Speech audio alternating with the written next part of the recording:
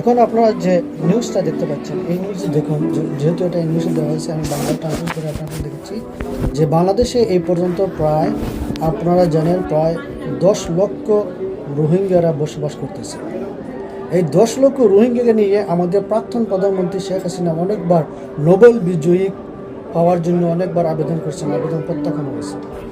কারণ এর আগেই বিভিন্ন দেশে এরকম অনেক রোহিঙ্গারা এবং অনেক রিফিউজিরা ক্যাম্প করছে এবং অহরহ আছে, যেমন Gaza, Palestine, Israel, Iraq, Iran, Syria, Qatar, Ukraine, ওরকম আছে।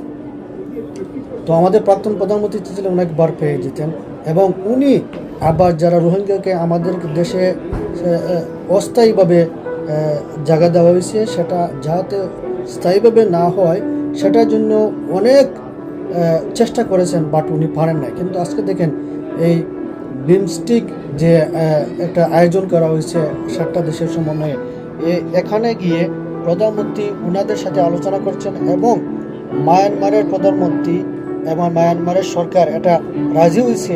রাজি হওয়ার ফলপ্রসূ তারা এই মুহূর্তে বাংলাদেশ সরকারকে তারা একটা লিস্ট দিয়ে দিচ্ছে, 1,80,000 রোহিঙ্গাকে তারা ফেরত নিয়ে যাবে এই বছর। তারপর ক্রমান্বয়ে প্রতি বছর অথবা কয়েক বছরের মধ্যে সব রোহিঙ্গাকে তারা ফেরত নিয়ে যাবে। অর্থাৎ আমাদের দেশের যে খরচ এবং আমাদের দেশের যে বাসস্থান, সেটা আমরা ফেরত পেয়ে যাব এবং তাদের দেশ তারা ফেরত চলে যাবে। তো এর জন্য কী হলো, আমাদের দেখেন গুণী মানুষের সম্মান সব জায়গায় আছে। যেমন ডক্টর মোহাম্মদ ইউনূস একজন সারা বিশ্বে ওনাকে চিনে জানে এবং সারা বিশ্বে ওনাকে সম্মান করে। সম্মানী মানুষের সম্মান সব সময় থাকে।